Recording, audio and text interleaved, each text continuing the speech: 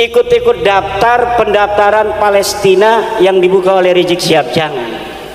Bagaimana Balawi di Hadramaut, bagaimana Balawi di Indonesia. Nggak ada sejarah perang, nggak ada sejarah mereka mau berdarah-darah di dalam perjuangan menyebarkan agama Allah.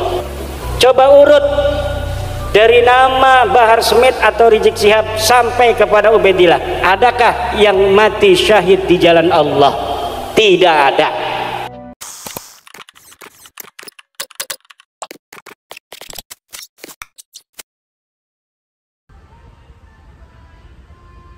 Dua usul untuk membuka yang namanya pendaftaran jihad ke Palestina. Kata saya mendukung, tapi yang daftar Balawi semua. Tidak boleh anak-anak Nusantara ikut-ikut daftar pendaftaran Palestina yang dibuka oleh Rizik Syihab. Jangan. Karena saya baca sejarah, Pak. Saya baca sejarah bagaimana Balawi di Hadramaut, bagaimana Balawi di Indonesia. Nggak ada sejarah perang, nggak ada sejarah mereka mau berdarah-darah di dalam perjuangan menyebarkan agama Allah. Tidak ada. Ada di Aceh namanya Abdurrahman Az-Zahir Ba'alawi. Dia seperti berani pada tahun 1800-an akhir memobilisasi masyarakat melawan Belanda. Ayo kita melawan Belanda, ayo kita perang. Dimobilisasi oleh dia. Ketika rakyat Aceh itu kemudian percaya kepada dia, kemudian masyarakat Aceh bersatu melawan Belanda. Sebelum perang 1-2 hari lagi dia kabur ke Jeddah Arab Saudi, dikasih uang oleh Belanda. Akhirnya itu pasukannya dihancurkan karena sudah dimobilisasi di tengah hutan, habis semua. Ini sejarah Aceh. Sejarah di Hadramaut sama juga. Coba urut dari nama Bahar Smith atau Rizik Syihab sampai kepada Ubaidillah, adakah yang mati syahid di jalan Allah? Tidak ada. Tidak ada yang perang. Jangan bawa-bawa setelah Ubaid. Kalau setelah Ubaid itu cucu Nabi asli. Kalau seluruh keturunan Nabi itu ya jiwanya jiwa perang, sama dengan orang Jawa. Ini kalau dibuka oleh Pak Prabowo, betul-betul dibuka, saya yakin ribuan, puluhan ribu yang akan daftar. Kenapa? Karena orang Jawa, orang Nusantara, Aceh, Maluku, Bali itu orang perang semua, bos. Leluhurnya tukang perang. Saya yakin kalau dibuka semuanya akan daftar, atau bukan semuanya, banyak yang akan daftar. Maka saya tidak setuju kalau dibukanya atas nama anak Nusantara, tapi untuk Ba'lawi aja. Coba kita lihat berapa Ba'lawi yang mau dia untuk perang di Palestina. Bahkan kita akan nyumbang, PWI nanti akan nyumbang, betul? Kalau Ba'lawi siap berjihad di Palestina, kita nyumbang setiap DPD berapa? 10 juta. Ini Kiai Riyad yang ngomong. Sekali lagi, apabila ada keluarga Ba'lawi yang mau perang ke Palestina, setiap DPD PWI akan nyumbang 10 juta. Yang penting yang berangkat itu adalah Ba'lawi.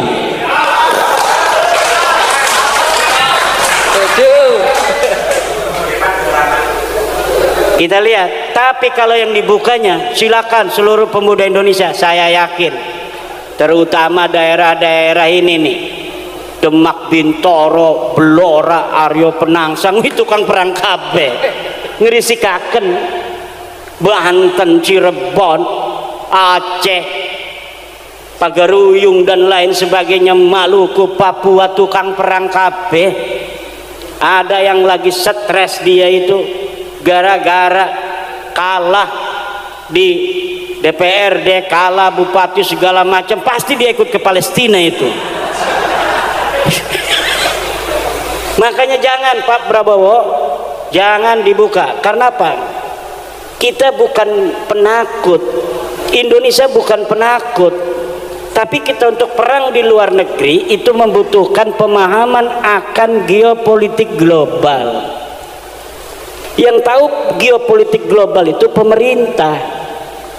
Pemerintah sudah mengkalkulasi penting, tidak, perlu atau tidak kita mengirim bantuan personil ke Palestina. Lah kalau tidak menghitung geopolitik, di Israel itu di Palestina pinggir-pinggirnya ada Iran bos, ada Mesir, ada Irak, ada Yordan, ada Suriah, Yaman nyebrang. Tapi kenapa mereka tidak datang ke Palestina? Geopolitik global tidak memungkinkan. Lah ujuk-ujuk orang Indonesia mau datang ke Palestina, baru turun di bandara udah dibredel semua. Ini belum lagi secara syar'inya. Orang berjihad itu ada surut, ada arkan bos. Mata yajibul jihadulana. Kapan jihad itu wajib? Jihad itu wajib ada 3 hal. Pertama, inda hujumil a'da, ketika musuh menyerang ke kampung kita, ketika musuh menyerang ke negara kita. Saral jihadu fardhu ainin likulli ahadin, maka perang itu wajib bagi setiap orang kampung itu. Yang kedua, indal tiqa'is saffain, ketika bertemunya 2 pasukan, kita perang di sana siap musuh. Lah ini fardu ain, kalau kabur dia itu dosa besar. Yang ketiga adalah bistinfaril imam. Kalau tidak ada istinfarul imam digerakkan oleh Presiden Prabowo, tidak boleh. Negara kita tidak diserang, tidak ada iltiqa'us saffain, kemudian kita tidak diistinfar, tidak dikirim oleh Imam Prabowo. Lalu kita di sana atas nama apa? Atas nama pribadi. Senjatanya punya senjata apa? Parang, keris dari Blora, mau menghadapi rudal nuklir. Ini kan kerisnya bukan sembarang keris. Mana ya itu yang tukang suwuk? Paling kita orang pakai suwuk, jimat al-aufaq kabeh. Ada kalau PWI itu nggak usah ditulis-tulis, kitabnya aja beli katanya di toko kitab al-aufaq dibawa-bawa di tas. Saya pernah begitu, itu ada teman saya, ada paman saya ini sakit di Bandung. Itu karena PWI ya, namanya otaknya itu otak santri. Dia langsung bawa kitab Asy-Syifa, yang di dalamnya itu kan ada macam-macam itu obat-obat pengobatan. Ditaruh, takut kesambet katanya. Dasar kita sih bukannya istrinya dokter, tapi dianya begitu kayak dukun. Bukannya diobatin pakai obat, ini malah bawa-bawa kitab, wapaknya itu ditaruh di dadanya. Masya Allah, dasar santri. Nah ini kita sekarang ini menghadapi perang yang asimetris. Perang asimetris ini ada taktik tersendiri bos. Serahkan pada negara.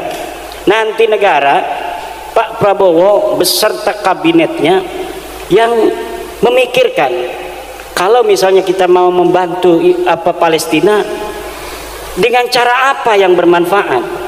Kalau dengan personil, apakah ini akan menyelesaikan masalah?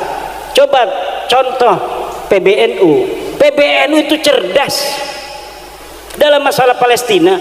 Dia undang itu dari Palestina, pimpinan Palestina baru sehari atau 2 hari, dibiayai oleh PBNU, dibelikan tiket, disiapkan keamanan, suruh datang ke PBNU.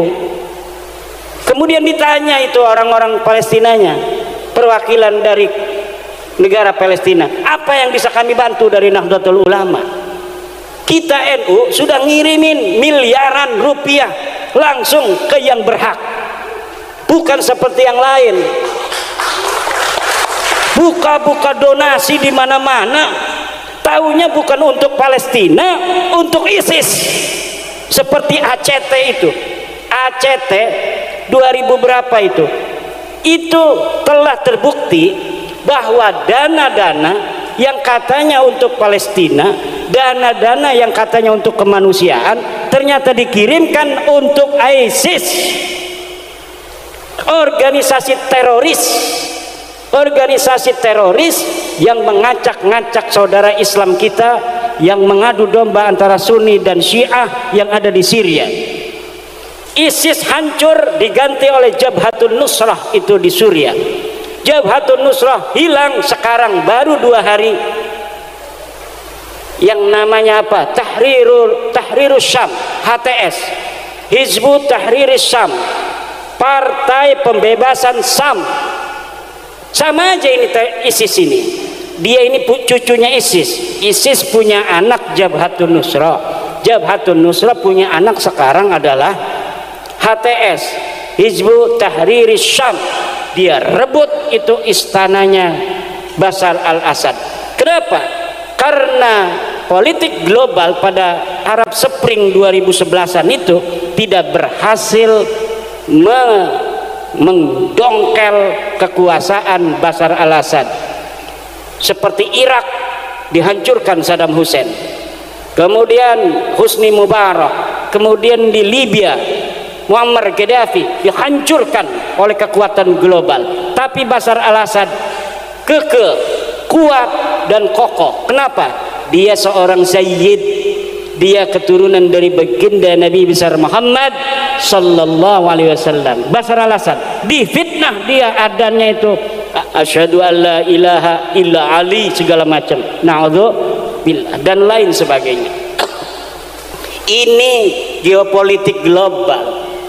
Nggak paham kita, maka bantuan yang katanya untuk jihad, untuk kemanusiaan, ternyata masuknya ke organisasi teroris. Kalau NU ini Bapak ngasih Lajisnu, Bapak ngasih NU Care, itu langsung NU-nya datang pertama ke Al-Azhar.